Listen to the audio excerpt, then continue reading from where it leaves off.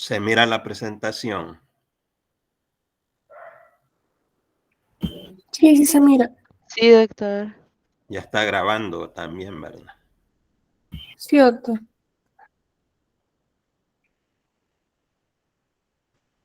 Bien, esta mañana el tema concerniente a la asignatura Bioquímica 1 es digestión y absorción de carbohidratos. Para mencionar pues carbohidratos que son de importancia bioquímica y fisiológica. Entonces, en primer lugar, tenemos en la importancia biomédica las diferentes funciones que cumplen los carbohidratos en nuestro organismo, empezando por funciones de tipo estructural y metabólico, puesto que la glucosa es el principal combustible metabólico en el humano, ¿verdad? La glucosa es pues la fuente de energía principal para las células humanas y un combustible universal para el feto. Además, la glucosa es precursor para la síntesis de la totalidad de los carbohidratos en el organismo, incluyendo el glucógeno, que en el humano pues sirve para almacenamiento de glucosa, para cuando en algún momento se disminuyen los niveles de glucosa en sangre y pueda estar empezando una hipoglicemia, el glucógeno va a ser degradado para proporcionar glucosa y enviarla a la sangre por parte del hígado para restablecer los valores normales de glucosa en sangre, que es llamada o conocida como normoglicemia. Algunos glúcidos o polisacáridos, también llamados glucanos, como el almidón, son fundamentales en la dieta humana. El almidón es el carbohidrato de reserva en los vegetales, en las plantas. También pentosas como la ribosa y la desoxirribosa son utilizadas para la síntesis de ácidos nucleicos. El monosacárido galactosa participa en la formación del disacárido lactosa, que es el azúcar de la leche. Además, se forman glucoconjugados con lípidos, que los vamos a conocer como glucolípidos, y con proteínas, conocidos como glucoproteínas y proteoglucanos. Los polímeros de los glúcidos son los polisacáridos, llamados también glucanos, que actúan como elementos estructurales y de protección en los tejidos conjuntivos. Otros polímeros cumplen la función de lubricar articulaciones óseas y otras participan en el reconocimiento y la adhesión intercelular. Por supuesto, hay enfermedades asociadas con el metabolismo de carbohidratos. Dentro de ellas, pues una muy frecuente es la diabetes mellitus, que pues sobre todo la tipo 2 aumenta pues grandemente sus nuevos casos de personas que padecen de este tipo de diabetes. La galactosemia, en la cual hay problemas en el metabolismo de la galactosa, enfermedades por depósito de glucógeno, que en conjunto se conocen como glucogenosis y estudiarán más adelante, y algo muy frecuente que es la intolerancia a la lactosa por deficiencia de la enzima lactasa. A medida que aumenta la edad, pues se va volviendo deficiente la producción de la enzima lactasa y la lactosa va a crear problemas digestivos en el ser humano, que veremos más adelante. Se han acuñado nuevos términos en el estudio de los carbohidratos, como son los tres siguientes: glucobiología, que es el estudio de las funciones de los azúcares o carbohidratos en la salud y la enfermedad. Glucoma es la totalidad de azúcares de un organismo, ya sea libre como tal o presente en moléculas más complejas, como serían los polisacáridos. Glucómica abarca el estudio integral de los glucomas, incluyendo aspectos genéticos, fisiológicos, patológicos y otros. Bien, entonces hablando de las funciones de los carbohidratos, ya los mencionamos como combustible metabólico, la glucosa, la más abundante, como reserva energética en el humano, el glucógeno. Cuando hay exceso de glucosa en el organismo, pues se deposita principalmente en hígado y tejido muscular esquelético.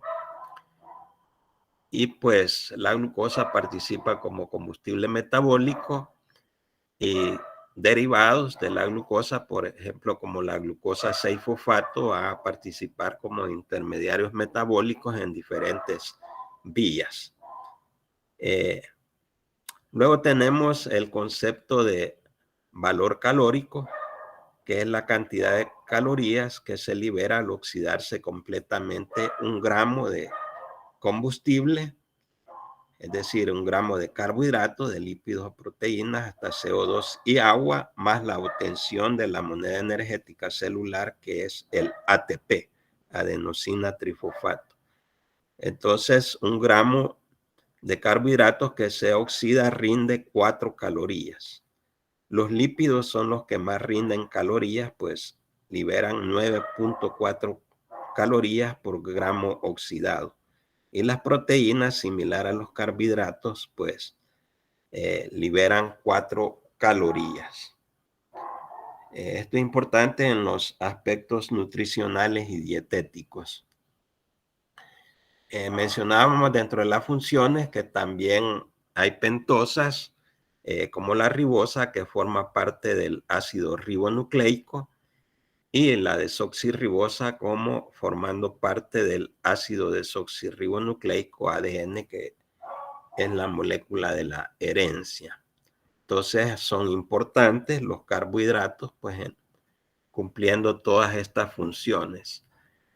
Como glucoconjugados, o sea, carbohidratos unidos a lípidos, formando glucolípidos, ahí lo ven en la figura, en la membrana celular, en la parte izquierda. Y a la derecha, pues hay cadenas de oligosacáridos unidos a proteínas, formando glucoproteínas, que participan en procesos de reconocimiento, que es importante en la bioseñalización celular, y en procesos de adhesión intercelular.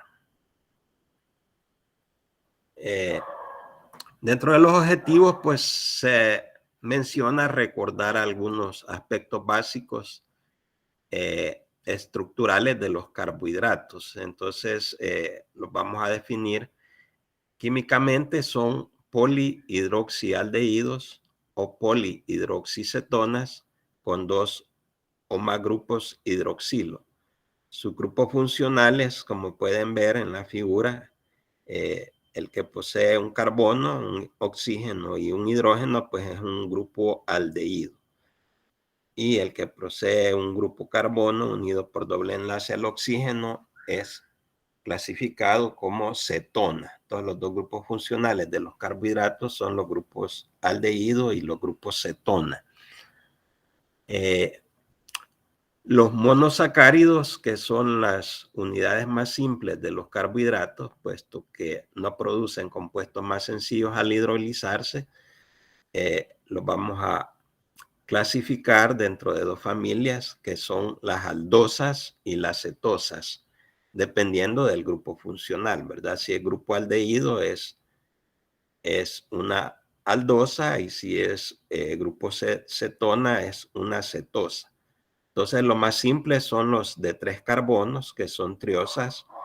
La aldosa ejemplo es el gliceraldehído, y la triosa ejemplo como cetosa es la dihidroxiacetona. Entonces, la fórmula general empírica de los carbohidratos, entre paréntesis CH sub 2O y fuera del paréntesis a la N, significa que siempre en la estructura química de los carbohidratos va a haber el doble de hidrógenos con respecto al número de carbonos y de oxígeno. Entonces, en el literal A tenemos los polihidroxialdehídos o de aldosas con su número de átomos de carbono. Y los ejemplos, ¿verdad? La triosa ya la mencionamos. Luego la tetrosa, que tiene 4 átomos de carbono. Como polihidroxialdehído es la eritrosa. La pentosa, 5 átomos de carbono, ribosa. Y la hexosa, 6 átomos de carbono, están la glucosa, que también es conocida como dextrosa. En el área clínica, pues la van a conocer como dextrosa. Y la galactosa, ¿verdad? Que son polihidroxialdehídos. En cambio, las polihidroxicetonas en el literal B, que son decetosas, de acuerdo a su número de carbono. La triosa, ejemplo, ya la mencionamos. La tetrosa, vean, cambia el nombre, es eritrulosa. Las pentosas son la ribulosa, la silulosa, por ejemplo. Y la hexosa, clasificada como polihidroxicetona por su grupo funcional, es la fructosa. La fructosa. Luego tenemos la clasificación de los carbohidratos. El término sacárido proviene del griego sacarón, que significa azúcar. Bueno, de algo hablamos ya de los monosacáridos, ¿verdad? Que sus dos familias son las aldosas y las cetosas, y ya vimos los ejemplos que pueden poseer de 3 a 7 átomos de carbono. Y así pues van a ir desde triosas hasta heptosas, y ya vimos los ejemplos de cada una de esto, ¿verdad? Luego tenemos los disacáridos, que son productos de la condensación de 2 unidades de monosacárido. Ejemplo, la lactosa. ¿Alguien recuerda cuáles son los 2 monosacáridos que conforman la lactosa al unirse por enlace alfa 1,4? La lactosa al unirse por enlace beta 1,4 glucosídico. La galactosa y la glucosa. La galactosa y la glucosa, ¿verdad? La maltosa. Glucosa y glucosa. Glucosa y glucosa, igual la isomaltosa. La sacarosa.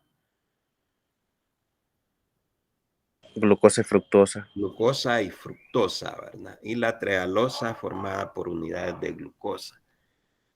Luego, avanzando en la complejidad, tenemos los oligosacáridos, que consisten en cadenas cortas de unidades de monosacáridos unidos por enlaces glucosídicos, y que la mayor parte se encuentran unidos a lípidos o a proteínas, formando glucoconjugados, como ya mencionamos, los glucolípidos y las glucoproteínas y proteoglucanos. Y los polisacáridos son de mayor tamaño, están formados por la condensación de más de 20 unidades de monosacáridos. Ejemplo, ya habíamos mencionado el almidón, las dextrinas, el glucógeno también lo habíamos mencionado, la celulosa, que es un polímero lineal de glucosa, que sirve como fibra dietética en el ser humano, es decir, no se puede digerir ni absorber y forma parte de la fibra dietética para ayudar a los procesos digestivos en el organismo humano. Y la inulina, que es un polímero de fructosa que se encuentra en las plantas. Estos son algunos ejemplos de polisacáridos. Dentro de los monosacáridos hexosas, los más importantes que se obtienen de la digestión y absorción de la glucosa y van a pasar al torrente sanguíneo son la glucosa, la galactosa y la fructosa, ¿verdad? Que ya las clasificamos a las 3, las primeras 2 dentro de las aldohexosas y la fructosa dentro de las cetohexosas. Ahí aparece señalado su grupo funcional. Aldehído en la izquierda y en la fructosa, pues el grupo cetona. Recordando su estructura química. Entonces tenemos hexosas de importancia fisiológica. Por ejemplo, la glucosa. En la diabetes mellitus, pues va a haber un metabolismo alterado de la glucosa y se va a incrementar en sangre como resultado de la incapacidad de la acción o función de la insulina, de la hormona insulina.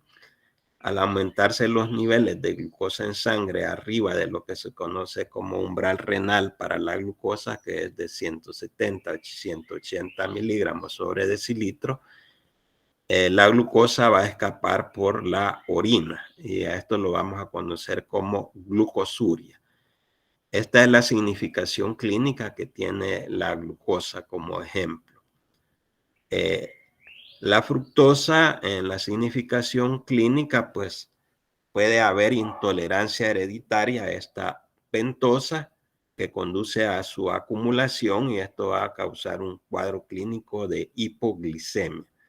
Van a bajar los niveles de glucosa en sangre a valores inferiores al valor normal de glucosa, del límite inferior. La galactosa, que es el otro monosacárido que interesa, pues el metabolismo alterado de la galactosa, pues da origen a la enfermedad conocida acá como galactosemia, que es de tipo hereditario. Entonces esto va a provocar, por ejemplo, cataratas en el ser humano. Entonces eso es la importancia bioquímica, pues, que podemos mencionar en este tema, pues, de estos tres monosacáridos hexosas. De las pentosas, la ribosa ya mencionamos, además de ser componente estructural de ácidos nucleicos, también lo es de coenzimas, como el NAD, el NADP, las coenzimas flavinas, y también sirve como parte estructural para la formación del ATP, adenosina trifosfato. La ribulosa lo estudiaremos más adelante como intermediario metabólico de la vía de las pentosas fosfato. En la parte inferior, la L-cilulosa la vamos a mencionar porque se excreta por la orina en esta enfermedad conocida como pentosuria esencial. Pentosuria viene de pentosa, ¿verdad? Como la cilulosa es una pentosa. Entonces excreta en la orina en la pentosuria esencial. Entonces esto es para hacer una correlación bioquímico-clínica de aspectos metabólicos de los carbohidratos, de las hexosas y las pentosas y su significación e importancia bioquímica y clínica. Bien, entonces luego de haber hablado de estos monosacáridos hexosas y pentosas, vamos a pasar a los disacáridos para revisar algunos aspectos. En primer lugar tenemos la sacarosa. Ya mencionaron cómo está conformada, cuáles son las dos unidades monosacáridos que la conforman, que son glucosa y fructosa, como pueden ver en la figura, y que están unidos por enlaces alfa 1, 2, beta glucosídico. La deficiencia de la enzima sacarasa, que es la que hidroliza la sacarosa, va a ser causa de diarrea y flatulencia. Flatulencia es acumulación de gases a nivel abdominal, que va a producir distensión abdominal e incomodidad por la presencia de gases. Luego la lactosa, ya las dos unidades monosacáridas que la forman están ahí, unidas por enlaces beta 1,4 glucosídico. Aquí cambia la conformación, ya no es alfa, sino que es beta. Lactosa, los monosacáridos unidos por enlaces beta 1 glucosídico. La deficiencia de lactasa es muy frecuente en el ser humano, ¿verdad? A medida que avanza la edad, se produce menos enzima lactasa. Entonces es frecuente que las personas padezcan de esta enfermedad de intolerancia a la lactosa por la deficiencia de la enzima lactasa y va a causar pues cuadros de diarrea, gastroenteritis aguda, con presencia de flatulencia como síntoma y signo clínico.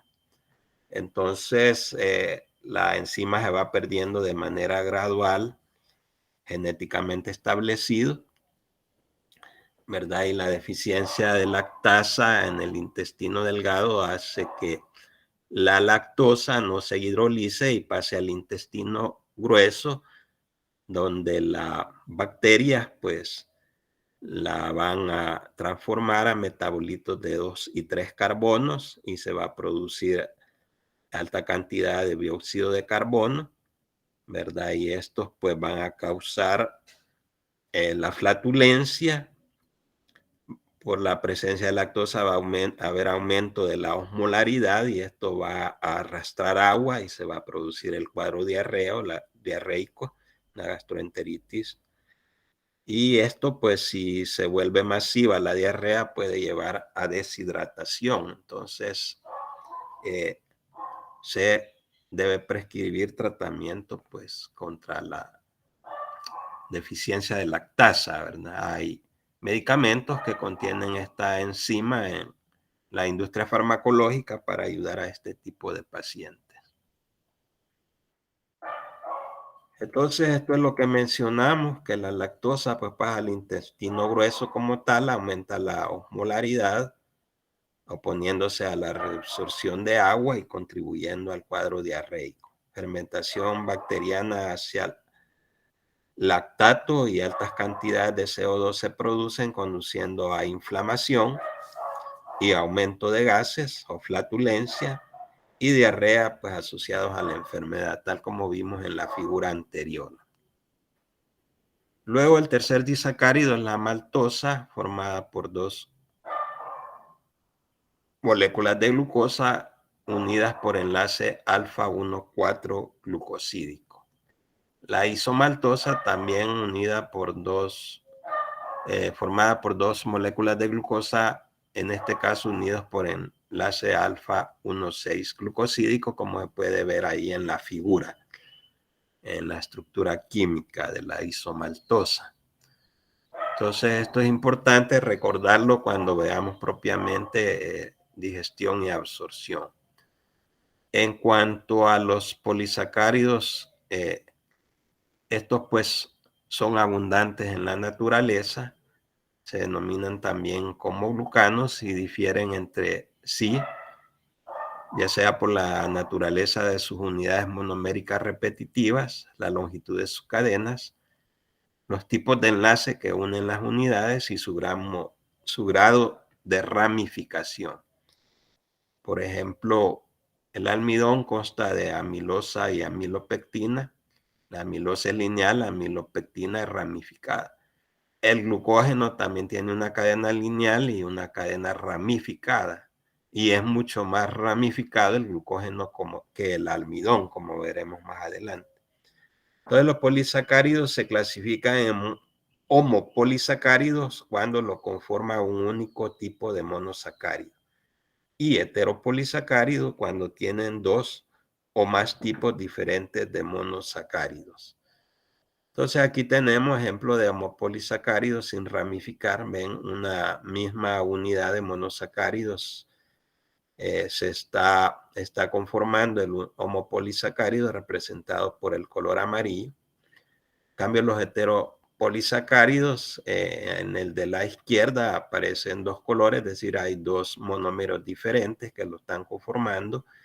Y en el de la derecha, el heteropolisacárido está conformado por 3 monosacáridos diferentes, ¿verdad? De acuerdo a los colores que se muestran.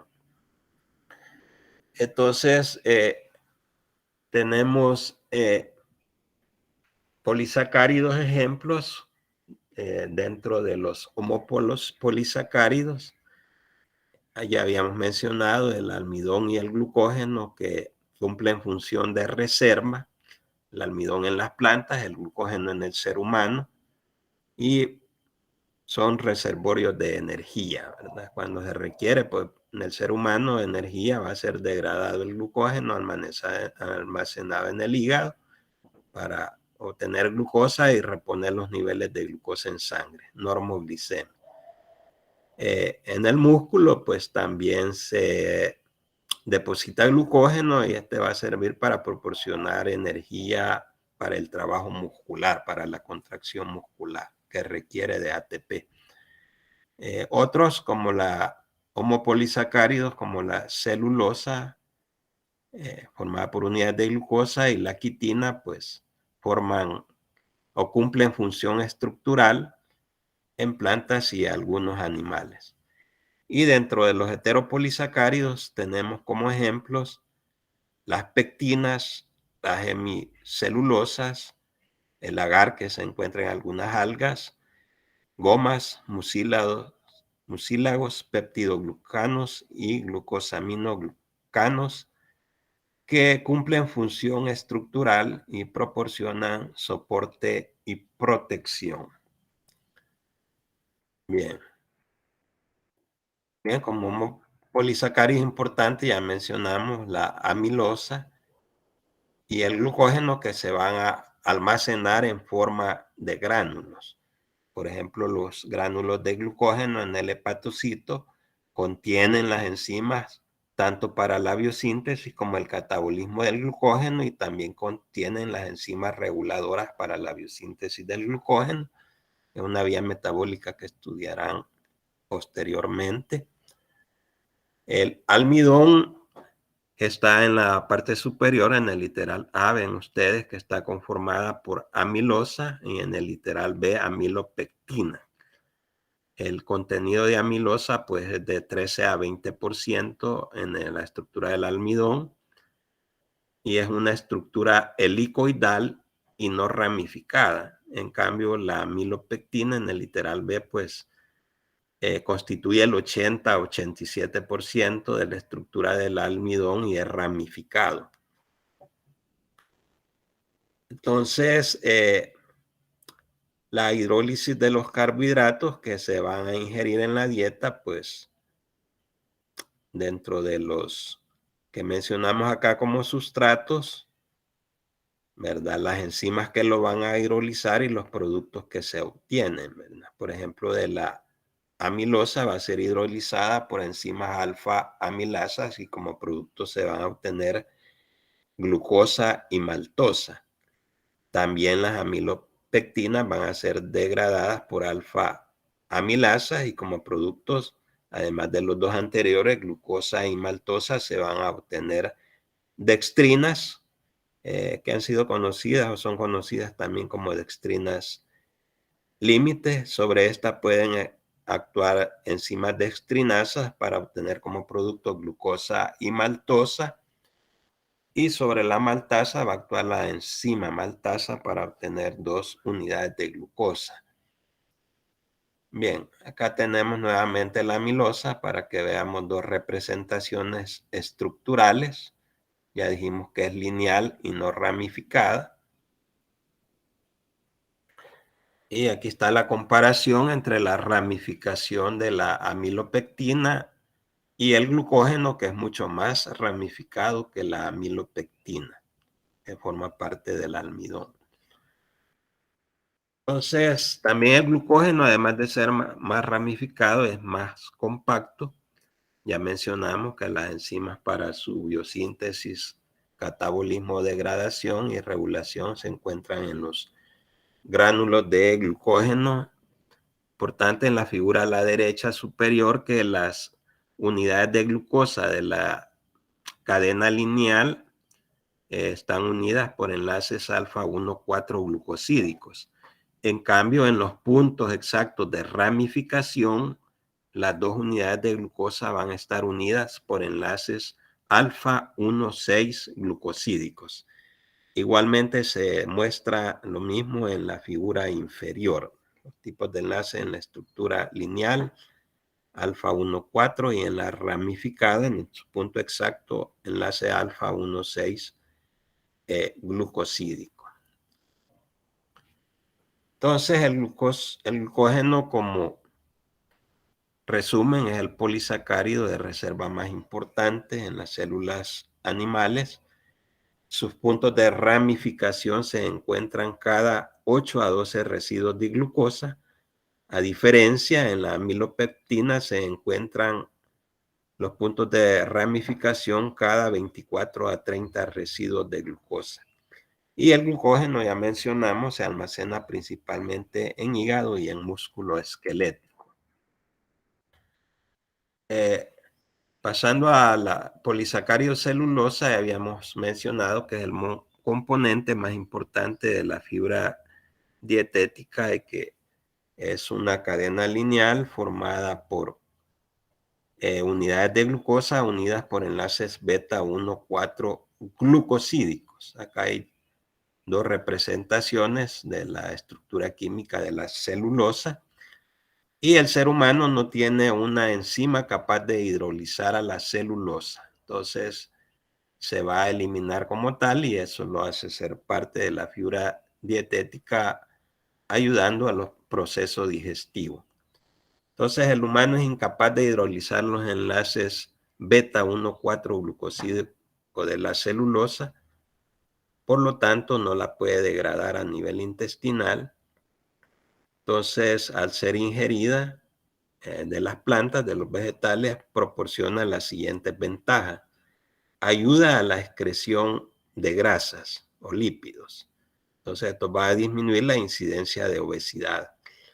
Ayuda a la excreción de colesterol. Esto va a proteger contra las enfermedades cardíacas. Porque el aumento de colesterol en sangre, ¿cómo lo vamos a denominar?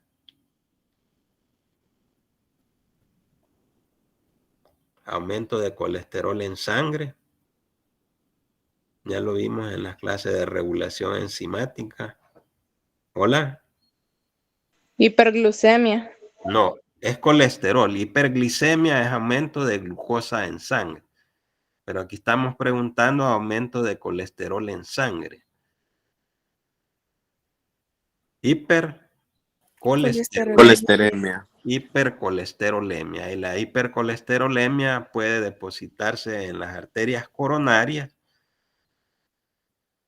producir un proceso obstructivo y llevar a un infarto agudo del miocardio. Entonces, al ayudar a eliminar el colesterol, pues disminuye la presencia o incidencia de enfermedades cardíacas. También la celulosa disminuye la incidencia de cáncer de colon, es un colon bastante frecuente en la actualidad, y también disminuye la probabilidad de diverticulitis, que son formaciones saculares en las paredes intestinales. También la celulosa ayuda a aumentar el volumen de la materia fecal, ¿verdad? Para que puedan eliminarse más fácilmente, lo que vuelve el tránsito intestinal más ágil. Entonces, esto es importante en cuanto a la celulosa. Entonces, en esta figura se resume la digestión y absorción de carbohidratos, ¿verdad? Entonces, la digestión es un proceso ordenado, sistemático y secuencial del fraccionamiento de moléculas grandes, o sea, polisacáridos, hasta la obtención de moléculas sencillas, que son los monosacáridos, en el que intervienen diversas o variadas enzimas digestivas, como ya hemos venido estudiando. Entonces, a nivel de los alimentos, pues vamos a encontrar, de los alimentos que consume el ser humano, se encuentran como polisacárido el almidón, disacáridos como la lactosa y la sacarosa, y el polisacárido celulosa, que se va a ingerir en la dieta. Entonces, a nivel, pues, de la boca, pues van a empezar a actuar las alfa-amilasas salivales inicialmente, ¿verdad? Entonces se van a obtener dextrinas de almidón y van a pasar hacia el estómago, pues los diferentes disacáridos que ahí se mencionan en la celulosa. La celulosa, como ven en la parte inferior de la figura, pues se va a excretar como tal, ¿verdad? Entonces, a nivel gástrico, a nivel de estómago, el pH bajo detiene la acción de la amilasa salival y la presencia de alimento pues va a estimular al páncreas, que va a secretar su jugo pancreático, en donde van las amilasas pancreáticas, ¿verdad? Que van a actuar pues sobre las dextrinas de almidón y se van a obtener los disacáridos ahí mencionados, isomaltosa, maltosa, lactosa, sacarosa.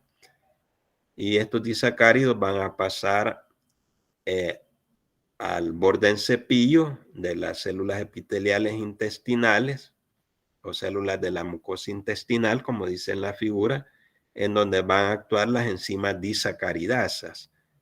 Ahí las tenemos, la isomaltasa, la maltasa, la lactasa y la sacarasa, para obtener como productos finales los 3 monosacáridos que nos interesan, que son la glucosa, fructosa, galactosa, los 3 principales monosacáridos que se absorben a nivel de intestino delgado y van a pasar a través de la circulación portal o circulación portohepática hacia el hígado. En el hígado, la fructosa y galactosa pueden sufrir interconversión hasta glucosa si el organismo así lo requiere. Luego el hígado, si hay suficiente glucosa, pues lo va a depositar como glucógeno. Y si los niveles de glucosa en sangre están disminuyendo, entonces el hígado va a liberar glucosa hacia la sangre para restablecer la normoglicemia, los valores normales de glucosa en sangre. Entonces, los sitios principales de la digestión de los carbohidratos dietéticos son a partir de la boca y en el intestino delgado, principalmente el duodeno y la parte alta del yeyuno. Bien, entonces ya mencionamos las enzimas que se requieren para la degradación de los disacáridos. También hablamos de los enlaces que son hidrolizados, que son los que están uniendo los 2 monosacáridos, y los productos que se forman, que también ya los revisamos, ¿verdad? Aquí les queda como repaso esta diapositiva. Bien, esto ya lo mencionamos, ¿verdad? Que la fructosa y la galactosa en el hígado pueden ser interconvertidas a glucosa, que puede ser liberada a la sangre para restablecer la normoglicemia, o puede ser transportada hacia otros tejidos del organismo que requieran glucosa como fuente de energía. Si hay suficiente cantidad de glucosa, pues hay normoglicemia, pues la glucosa en exceso se va a almacenar en forma de glucógeno, constituyendo una reserva energética. Bien, aquí está un resumen de lo que hemos venido hablando, ¿verdad? Que los carbohidratos se digieren mediante hidrólisis hasta obtenerse los monosacáridos mencionados. Bien, entonces vamos a hablar un poco de lo que es el índice glucémico. El aumento de glucosa en sangre después de una dosis de prueba de equivalente de glucosa a partir de un alimento de referencia, que puede ser el mismo almidón, se conoce como índice glicémico. Y el valor del índice glicémico es de 1, que es equivalente al 100% para azúcares o almidones que se hidrolizan fácilmente en el intestino delgado. O sea, los que pueden ser hidrolizados eficientemente en el intestino delgado, esos carbohidratos, almidones, van a tener un índice glicémico de 1 que corresponde al 100%. Para los que no se hidrolizan en absoluto, el índice glicémico es de 0%. Entonces, para los carbohidratos que hemos mencionado, ¿cuál polisacárido tendría un índice glucémico de 0%? La celulosa. La celulosa, muy bien, la celulosa, que así como se absorbe, así se excreta, ¿verdad? Y por eso es importante dentro de la fibra dietética. La glucosa y la galactosa tienen un índice glicémico de 1 o de 100%, o sea que son fácilmente hidrolizados.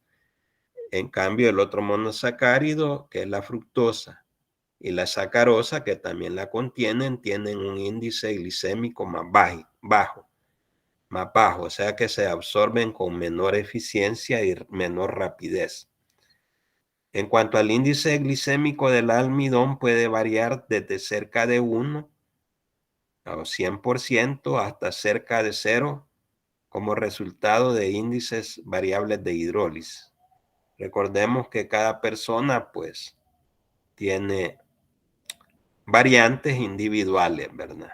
Entonces eso hace que el índice glicémico del almidón varíe de esta forma, de acuerdo a la variabilidad de su hidrólisis en diferentes personas. Entonces, resumiendo, pues los carbohidratos pues se hidrolizan para liberar oligosacáridos, disacáridos y finalmente monosacáridos. Ya vimos cómo la hidrólisis del almidón es efectuada participando enzimas amilasas salivales y pancreáticas que hidrolizan enlaces alfa-1 u 4 glucosídicos produciendo dextrinas, como ya vimos en la figura, pequeñas dextrinas ramificadas y mezclas de maltotriosa, maltosa y glucosa.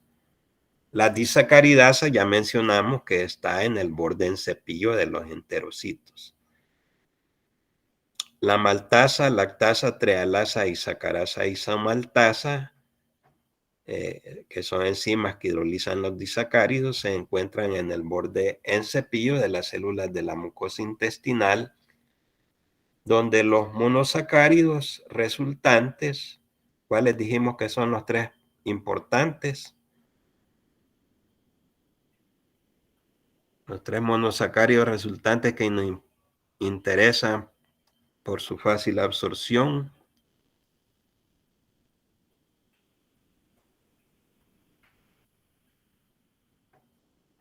Son la glucosa, la galactosa y la fructosa, ¿verdad? Bien. Entonces, hay diferentes formas para el transporte de monosacáridos a nivel del epitelio intestinal en el borde de cepillo de las células epiteliales intestinales o enterocitos. Y el primero es el transporte activo. Activo porque requiere de energía, porque se da en contra de un gradiente de concentración. Y este transporte activo es dependiente de sodio. Entonces la proteína transportadora dependiente de sodio es denominado SGLT1. Entonces el SGLT1 se acopla a la bomba de sodio-potasio o bomba de sodio-potasio ATPasa, permitiendo que la glucosa y la galactosa sean transportados en contra de su gradiente de concentración, tal como está en la parte derecha de la figura, ¿verdad? Ahí aparecen la glucosa y la galactosa siendo transportadas por el SGLT1, aparece el sodio, ¿verdad? Que es un transporte activo dependiente de sodio. Y aparece dentro de la célula la bomba de sodio-potasio y el ATP pues como fuente energética para la absorción de la glucosa y la galactosa. En cambio, en el transporte pasivo va a ser realizado por la proteína transportadora GLUT5, que permite, ahí lo tenemos a la izquierda en la parte superior de la figura, permite que la glucosa, la galactosa y la fructosa sean transportadas, en este caso, a favor de su gradiente de concentración, por lo tanto no requiere de energía, porque es a favor de gradiente de concentración, de mayor gradiente de concentración a menor gradiente de concentración.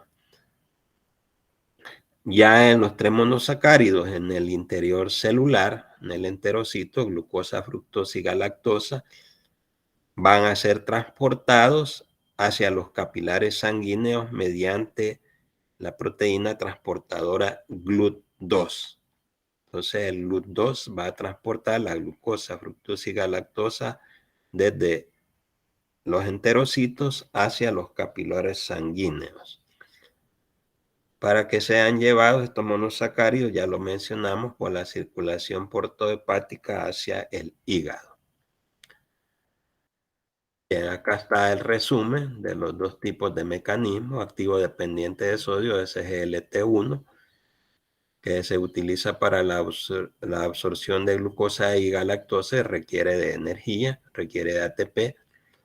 Acá actúa la proteína de transporte SGLT1 acoplada a la bomba de sodio ATPasa, que requiere de ATP porque es en contra de gradiente de concentración, requiere de energía.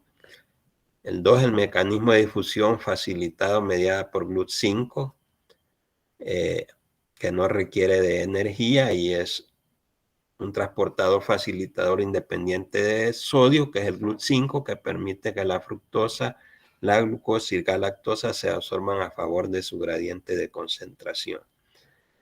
Y el transporte de los 3 monosacáridos, glucosa, galactosa y fructosa, desde los enterocitos hacia los capilares sanguíneos, es realizado mediante los GLUT2. Bien. Aquí tenemos una representación de la estructura de los sistemas de transporte SGLT. Vemos en la figura que presenta 14 cruces transmembranales tipo hélices alfa. Y tenemos diferentes transportadores y su localización tisular. Para este tema, pues nos interesa el SGLT1, que se encuentra pues a nivel del intestino delgado en los enterocitos.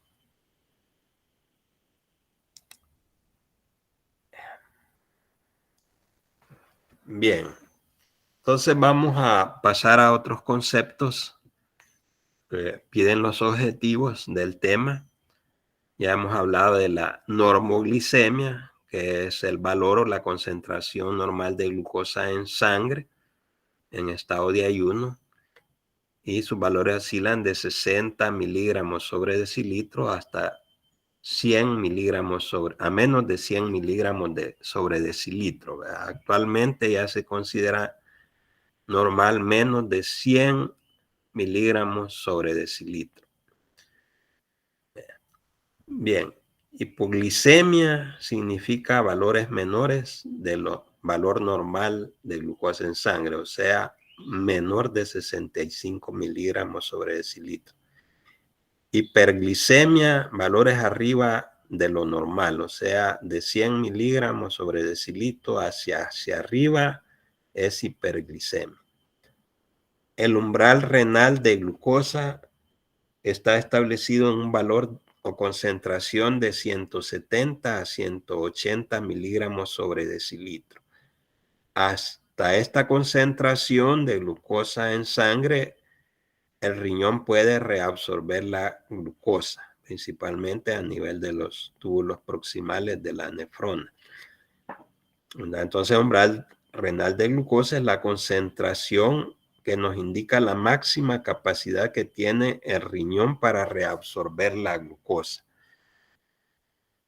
Por ejemplo, en los pacientes diabéticos, si se sobrepasa ese nivel de glucosa, hiperglicemia mayor de 180 miligramos sobre decilitro, la glucosa en exceso ya no se va a poder reabsorber arriba del valor máximo de umbral renal de glucosa, ya no se va a poder reabsorber la glucosa y se va a eliminar por la orina, y esto lo vamos a conocer como glucosuria.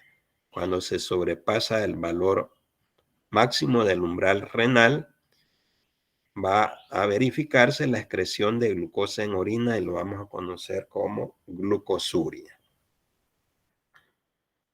Bien, en cuanto a lo que es la hipoglicemia, que es una condición grave en el ser humano, porque puede ir de leve a moderada y severa y causar coma y sobrevenir la muerte si no se repone la glucosa en sangre. Los síntomas de la hipoglicemia pueden dividirse en 2 categorías. En primer lugar, síntomas adrenérgicos. Dentro de estos podemos mencionar la ansiedad, palpitaciones, o sea, aumento de la frecuencia cardíaca, temblor corporal y sudoración. Estos síntomas adrenérgicos son mediados por la liberación de catecolaminas, principalmente la adrenalina. ¿Qué otro nombre recibe la hormona adrenalina? Deben haber estudiado en bioseñalización celular. Epinefrina, ¿no? Epinefrina. Adrenalina o epinefrina. Es importante que lo conozcan porque en el área clínica se habla más de epinefrina, ¿verdad? Por ejemplo, en el tratamiento integral de infarto agudo del miocardio, a nivel intrahospitalario, pues se utiliza epinefrina o adrenalina. Estos síntomas adrenérgicos se producen típicamente cuando los niveles de glucosa disminuyen bruscamente. Y en segundo lugar tenemos los síntomas negroglucopénicos o negroglucopenia, que suceden por la disminución de la liberación de glucosa ya a nivel cerebral, ya en el cerebro. Entonces va a haber cefalea, o sea, dolor de cabeza, confusión, habla entrecortada o balbuceos, convulsiones. La hipoglicemia es causa frecuente de convulsiones, sobre todo en la edad pediátrica. Puede sobrevenir el coma si siguen disminuyendo los valores de glucosa en sangre y puede, pues, ser mortal, ¿verdad? Puede causar la muerte. Una hipoglicemia severa que no se trate causa la muerte de la persona. Entonces, los síntomas neuroglucopénicos suelen ser consecuencia de una disminución gradual de la glicemia, a menudo a valores inferiores de 40 miligramos sobre decilitro. Y acá lo tenemos en esta figura, niveles de glucosa en sangre de 40 miligramos por decilitro, o si siguen bajando a valores inferiores, causan una hipoglicemia grave. Tenemos el intervalo normal de glucosa en sangre en miligramos por 100 mililitros, o sea, por decilitro. Luego, a medida que va bajando del valor inferior normal de glucosa, van a empezar ligeros síntomas neurológicos que se van a ir agravando a medida que baja el nivel de glucosa en sangre. Puede haber hambre, va a haber liberación de hormonas, ya mencionamos la adrenalina o epinefrina, otras pueden ser el glucagón, el cortisol, ya mencionamos que va a haber sudoración, temblores. Si sigue disminuyendo, ahí miren valores menores de 40, ya por 30, letargia, convulsiones. Si siguen bajando, va a llegar al coma, que puede producir lesión cerebral permanente entre una hipoglicemia grave prolongada y llegar a causar mortalidad. Pero es importante conocer todos estos síntomas para reconocerlo en el paciente, pues, y darle el tratamiento apropiado para recuperar su valor de glucosa en sangre hacia los valores normales.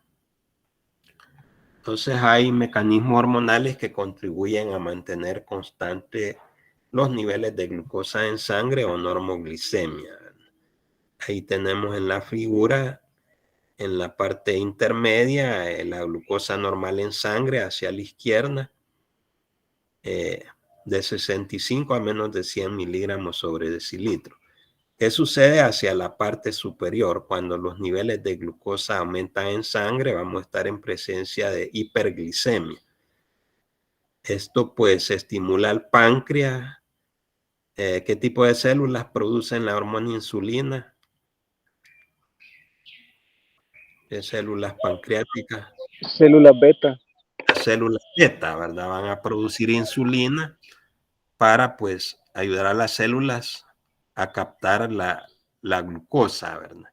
Entonces la glucosa va a ser transportada a la célula con la acción de la insulina y también va a estimular la conversión de glucosa a glucógeno, ¿verdad? Vía metabólica conocida como glucogénesis o biosíntesis de glucógeno, ¿verdad? Para llevar los valores, ahí está la flecha, hacia la glucosa en valor normal en sangre, ¿verdad? Restablecer la normoglicemia. Por el otro lado, en la parte inferior, cuando la glucosa baja a valores menores de 65 miligramos sobre decilitro, vamos a estar ya en presencia de hipoglicemia. Entonces, en el páncreas se va a estimular qué tipo de células que sintetizan el glucagón. Las células pancreáticas que sintetizan el glucagón para la insulina, ya mencionaron la célula beta. para el glucagón. Hola.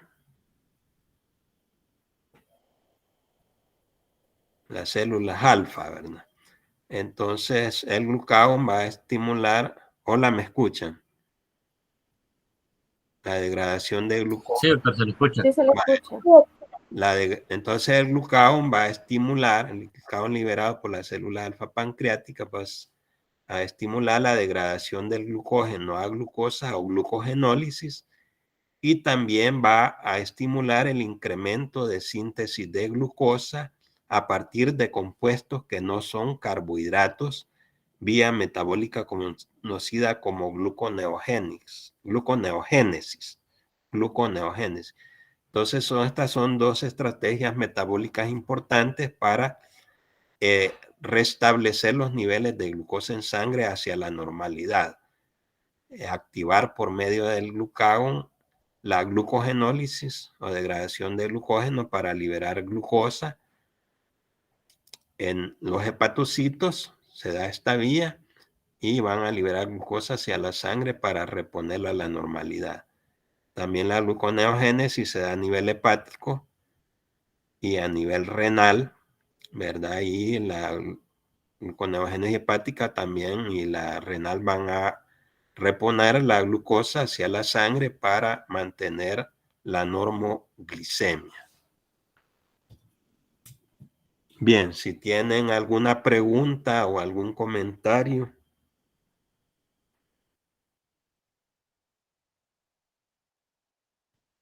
Bien, entonces espero que este tema pues les sirva en su formación estudiantil y profesional, ¿verdad? Que sea de provecho pues para su aprendizaje, ¿verdad? Porque del aprendizaje dependen los resultados evaluativos, ¿verdad? Así es que feliz día y hasta la próxima. Se cuidan. Adiós. Muchas gracias, doctor. Bueno, Muchas gracias, doctor. Gracias, doctor. Feliz día. Muchas gracias, doctor. Feliz día. feliz día Feliz día, doctor. Feliz día. para ustedes.